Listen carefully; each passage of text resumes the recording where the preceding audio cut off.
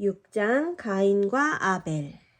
에덴 동산을 떠난 아담과 하와는 매일 수고와 고통을 견뎌야 했습니다. 에덴 동산에서는 하나님의 보호하심이 있었고 동물들도 아담과 하와를 좋아했습니다. 그러나 범죄 이후 더 이상 동물들이 아담과 하와 가까이에 오려고 하지 않았습니다. 오히려 아담과 하와를 보기만 하면 도망을 갔습니다. 아담과 하와는 꽃이 시드는 모습, 나뭇잎이 떨어지는 모습을 보며 눈물을 흘렸습니다. 그리고 숲속의 동물들이 죽는 모습을 볼 때는 두려움에 떨기도 했습니다. 이 모든 일이 자신들의 불순종으로 일어난 결과라는 것을 알기에 더욱 무섭고 두려웠습니다. 이제는 일도 해야 했습니다. 일하지 않으면 먹고 사는 것이 어렵게 되었습니다. 에덴 동산에 거할 때는 생명나무의 열매만 먹어도 배고프지 않았고 건강했지만 이제는 열심히 일해서 곡식을 거두고 과일과 채소를 얻어야 했습니다. 모든 삶이 바뀌었습니다. 매일매일 새롭고 흥미롭던 에덴 동산의 슈퍼에서 많이 사고 생협에서 치즈만 싸면 충분한데. 매일매일 새롭고 흥미롭던 에덴 동산의 삶과는 달리 이제는 수고와 고통이 그들의 삶을 지배하게 되었습니다. 아담과 하와는 그럴수록 하나님의 약속을 생각하며 하나님께 제사를 드렸습니다. 하나님은 어린 양을 잡아 제사를 드리라고 알려주셨습니다. 양은 아담과 하와의 죄를 용서하기 위해 오시는 예수님을 상징해요. 아담과 하와는 제사를 드리기 위하여 양을 잡을 때마다 양이 흘리는 피를 보며 죄가 얼마나 무섭고 참혹한 것인지를 알게 되었습니다. 그러던 어느 날 아담과 하와의 가정에 아이가 태어났습니다. 아담과 하와는 아이의 이름을 가인이라고 지었습니다. 그리고 둘째 아이도 갖게 되었습니다. 둘째 아이의 이름은 아벨입니다. 가인과 아벨은 씩씩하고 건강하게 자랐습니다. 어느덧 가인과 아벨은 청년이 되었습니다. 아벨, 나를 도와서 밭 좀 일구어 주지 않을래? 올해는 농사 지을 땅을 더 넓게 해야 할 것 같아. 그래야 더 많은 곡식을 얻을 수 있잖니. 형님, 이미 우리 식구가 먹기에 충분한 땅이 있는데 너무 욕심을 부리는 것 아닌가요? 아벨, 넌 그냥 내가 시키는 대로 하기만 해. 예전에는 말도 잘 듣고 하더니 이제는 말대꾸나 하고. 형님이 그렇게 말씀하시면 해야지요. 알았어요, 형님. 순종적인 아벨은 가인을 도와 열심히 땅을 일구고 농사일을 도와주었습니다. 시간이 흘러 가을이 되었고 곡식을 거두게 되었습니다. 아벨, 나를 도와서 제단을 만들면 좋을 것 같아. 형님, 이미 제단이 있는데 왜 새로운 제단을 만들어요? 나는 이제 아버지와 따로 제사를 드릴 거야. 아버지가 드리는 제사는 너무 잔인해. 양을 잡을 때마다 흘리는 피를 더 이상 보기 싫구나. 형님, 그건 안 되는 말이에요. 아버지가 그랬었잖아요. 양이 흘리는 피는 우리의 죄를 위해 죽으실 메시아의 피를 상징한다고요. 하나님께서 우리에게 반드시 양을 잡아 제사를 드리라고 명령하셨잖아요. 형님은 하나님의 명령에 불순종하실 거예요?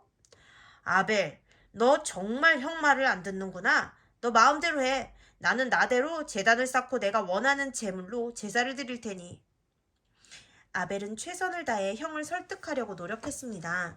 아벨은 온유하게 그러나 두려움 없이 단호하게 하나님의 공의와 선하심에 대하여 가인에게 설명했습니다.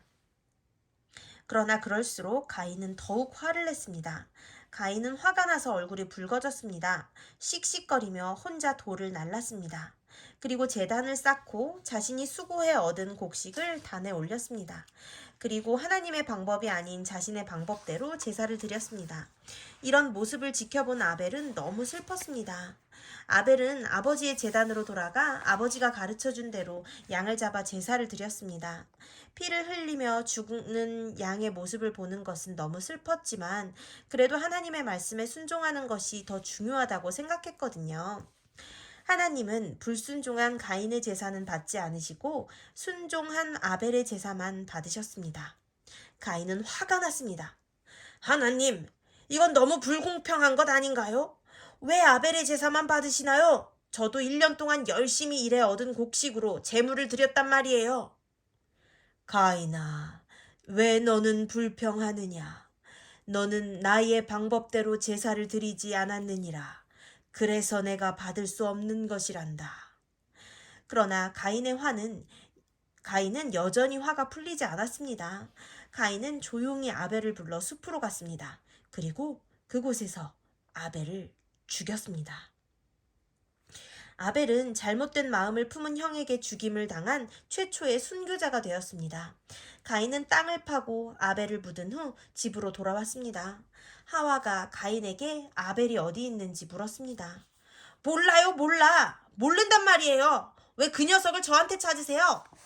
가인은 하와에게 화를 내며 집을 나갔습니다. 날이 어두워지자 가인은 두려웠습니다. 아버지께서 내가 아벨을 죽인 걸 아시면 화내실 텐데 어떻게 하면 좋을까? 가인은 집으로 돌아가지 않고 그 길로 먼 곳으로 도망을 갔습니다. 밤이 새도록 걷고 또 걸었습니다. 여전히 가인의 마음은 두려움으로 가득 차 있었습니다. 도망가다 지친 가인은 땅 위로 쓰러졌습니다. 한참을 기절한 듯이 잠을 자다가 날이 새어 깨었습니다. 아, 내가 왜 동생을 죽였을까? 다시 돌이킬 수 있다면 얼마나 좋을까? 집에서 아버지와 어머니께서 많이 걱정하실 텐데 어떻게 하면 좋을까? 그러나 여전히 집으로 다시 돌아갈 용기가 나지 않았습니다. 그때 하늘에서 음성이 들렸습니다. 하나님의 음성이었습니다. 가인아, 내 동생 아벨이 어디 있느냐? 가인은 두려운 마음으로 하나님, 제가 동생을 지키는 자입니까? 왜 저에게서 아벨을 찾으십니까? 저는 모릅니다. 라고 대답했습니다. 너가 무엇을 하였느냐? 내 동생 아벨의 핏소리가 땅으로부터 내게 들리는 것 같구나. 하나님께서 말씀하셨습니다. 가인은 두려운 마음에 무릎을 꿇고 자신의 죄를 고백했습니다. 하나님, 잘못했습니다. 제가 큰 실수를 저질렀습니다. 이제 어떻게 하면 좋을까요? 집으로 돌아가기가 너무 두렵습니다. 또한 다른 사람이 저를 죽일까 두렵습니다. 하나님은 가인을 위로하시고 그에게 용기를 주셨습니다. 내가 다른 사람이 너를 해치지 못하도록 너를 보호하겠다. 너를 지켜주겠다. 그러나 너는 너의 죄에 대한 결과를 받아야 한다. 이제 너가 밭을 갈고 농사를 지어도 열매를 얻기가 힘들 것이다. 너는 한 곳에 정착하여 살지 못하고 계속해서 방황하게 될 것이다. 그러나 내가 너를 지켜줄 것이니 먼 곳으로 가거라. 결국 가인은 아버지의 집을 떠나 에덴 동산 동편 놋 땅으로 가게 되었습니다. 가인과 아벨의 이야기는 최초의 살인 이야기예요. 정말 무서운 이야기죠? 그리고 죄가 얼마나 무서운 것인지 우리에게 가르쳐 줍니다. 가인은 시기와 질투, 또 잘못된 욕심과 분노로 인하여 동생을 죽이는 끔찍한 범죄를 저질렀어요. 그러나 우리가 기억해야 할 것은 가인도 처음부터 나쁜 사람이 아니었다는 거예요. 그의 마음 가운데 조금씩 자라는 죄의 씨앗을 그냥 내버려 두었기 때문에 그것이 자라 열매를 맺는 거예요. 우리 마음에 죄의 씨앗이 새싹을 틔운다면 우리는 그것을 잘라내버려야 해요. 잘못된 죄의 씨앗은 시기와 질투, 욕심과 분노, 부절제와 불순종 등 다양한 모습을 하고 있어요. 하나님의 마음과 반대되는 마음이지요. 이런 마음이 우리 마음속에 있다면 하나님께 기도해 보세요. 잘못된 마음을 버리고 예수님의 마음을 품을 수 있도록 도와달라고 기도해 보세요. 그러면 하나님께서 우리 친구들에게도 좋은 마음을 주실 거예요.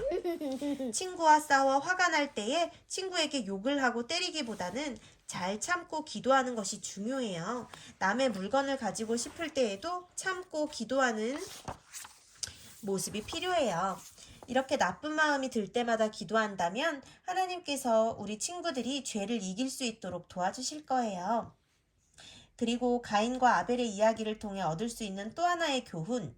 하나님은 죄를 지은 가인도 보호해 주신 것처럼 우리가 잘못을 했더라도 회개하면 용서해 주시고 우리를 보호해 주신답니다. 왜냐하면 하나님은 우리가 잘못한 순간에도 우리를 사랑하시거든요. 우리 친구들이 이렇게 좋은 하나님을 꼭 믿고 아벨처럼 하나님의 말씀에 순종하는 친구들이 되기를 바랍니다.